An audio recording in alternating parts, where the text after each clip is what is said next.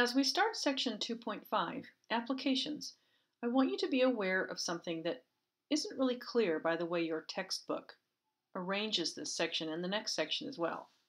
And that is that the number problems, age problems, perimeter problems, and coin problems that you're going to see in this section, as well as the integer, interest, triangle, and miscellaneous problems in section 2.6, are really all the same kind of problem with a different context. We're going to start with number problems because everything else we do beyond this can be brought back to this most basic form. We need to talk about some basic vocabulary before we get started. Page 184 of your textbook includes this chart. It's a glance at what some of the vocabulary words mean when you translate them from English to algebra. In other words, the sum of two numbers, a and b, can be written as the number a plus the number b. If you see the word difference, the difference of two numbers, then that translates to minus. The difference of the numbers a and b is a minus b. Remember that subtraction is not commutative. When I see the English phrase, the difference of a and b, I have to write the a first. A minus b. The word product means times. So the product of two numbers, a and b, is a times b. And the word quotient means divide. So the quotient of two numbers, a and b, is a divided by b. We could also write this as a divided by b. But that's just what a fraction means. The thing is, in applications, we don't always use the words sum and difference, product and quotient. Sometimes we'll say something like, one number is 4 more than another. 4 more than an unknown number is the unknown number plus 4. So the words more than also usually mean plus. You might also see bigger than, older than, longer than, taller. Any of these words, when we actually get into the meat of this section, it's going to mean adding something to the other number. 4 times a number just means 4 times whatever the number is. In this case, we're using x. So 4 times a number is 4 times x, or 4x. And less than, or shorter, younger, smaller, these words all mean subtract or minus. There are some vocabulary words missing from this chart. 4 times a number is 4 times that number. We very seldom use the word quadruple anymore. But you could see it. But what if it's 2 times? 2 times a number is double that number, or twice that number. If you see the word double or twice, it means 2 times. Multiply the other number by 2. What about 3 times? You might see the word triple, or even treble, or possibly even thrice. Both of these are very old words, archaic. It's very unlikely that you'll see them. But it's just possible. And even if you don't see them in this textbook, this quarter, you may see them in the future. So it's worth looking out for. 4 times a number can also be written as quadruple a number. And 5 times can be written as quintuple. Again, these two words are very unlikely. It's very unlikely that you'll see them, but it's possible. In the previous section, we already talked about the fact that the word of means multiply, and the word is translates directly to equals. So there's a couple more words to keep in mind as we go along. Now that we've got the vocabulary out of the way, let's take a look at the first few problems. Example 1 on page 184 says, the sum of twice a number and 3 is 7. Find the number. This sentence right here needs to be translated into mathematics if we're going to solve the equation that leads to the answer. Let's look for key words and see if we can figure out how to translate the sentence. The word sum means plus, so this is going to be an addition problem. I have to have two numbers if I'm going to do any addition. What two numbers am I going to add together in this problem? What's the sum of?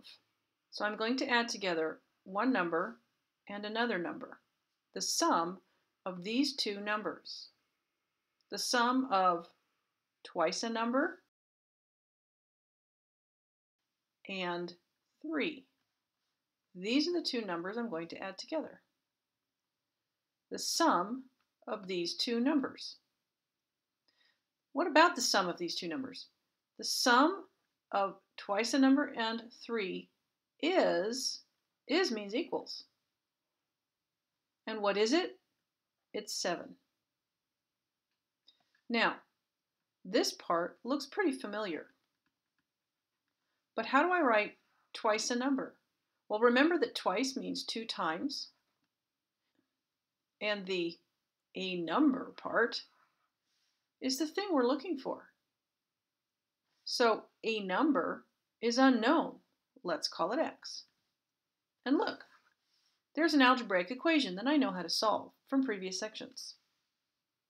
We know that subtracting the same number from both sides is a legal move in algebra. And I want to do that if I want to isolate the x. So subtracting 3 from the left-hand side leaves me with just 2x. 7 minus 3, on the other hand, is 4. Now I can divide both sides by 2, and I have my answer. X equals 2. Does that work in the equation I found? If I replace x with 2,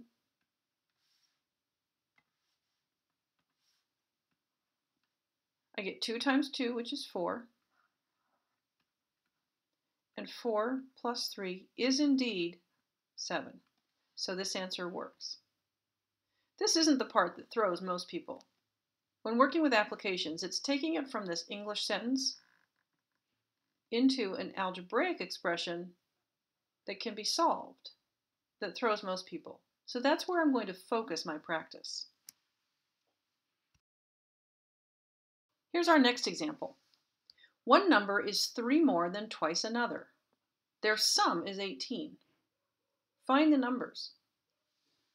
Again, we're working with a sum, so I need a plus. What two things am I adding together? Their sum is 18, means the sum of the two numbers. These two numbers, when you add them together, have a sum of 18. But what are the two numbers? Well, one number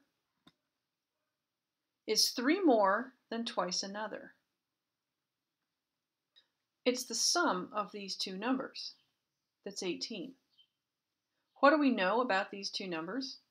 Well, we don't know what they are, but we do know that whatever the first one is, the other one is 3 more than twice that number. What is 3 more than something? Well, when we started this section, I said that more than was addition. 3 more than is plus 3. But to be 3 more, you have to be 3 more than something. This number is 3 more than twice the other number. And remember that twice means 2 times. So if x is my first number, then my other number is 3 more than twice as much as x. Now that I have an algebraic equation, I can solve it using the skills we learned in previous sections. Combining like terms, adding or subtracting from both sides,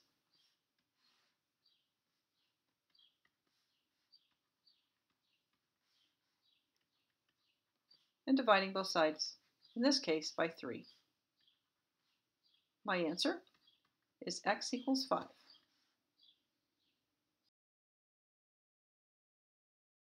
I'd like to look at this problem a different way as well, because not everybody thinks the same way. Not only that, but thinking about this problem this way, this new way, will get you ready for a concept called solutions to systems of equations.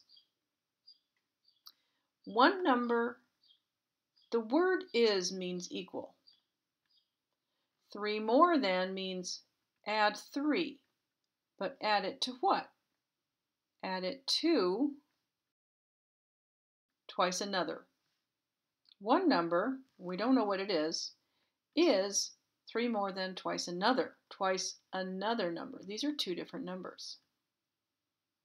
Since they're two different numbers, I'll use two different letters to represent them.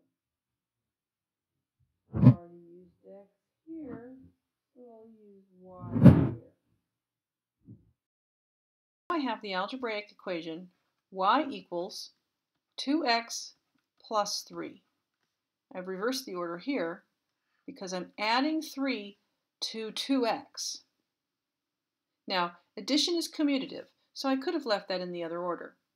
But if it's subtraction, I would need to change the order. So I'm going to go ahead and do that here as well. That's only half the question, though. The other piece is over here. Their sum is 18.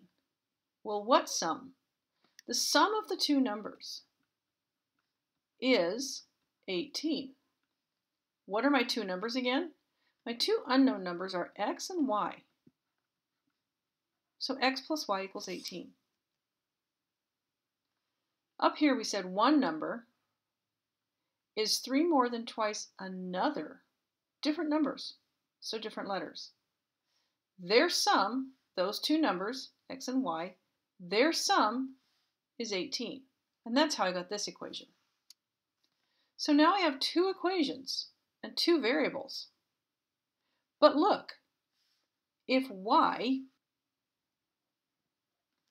is equal to 2x plus 3, if the left-hand side and the right-hand side of this equation have the same value, then I can take the y out of this equation and replace it with 2x plus 3, because y is equal to 2x plus 3. All I'm doing is substituting one way of writing this number with the other way of writing this number. When I clean this up, I get x plus 2x plus 3 equals 18. And that's the same equation as I had the last time I did this problem. I'm combining like terms, subtracting 3 from both sides,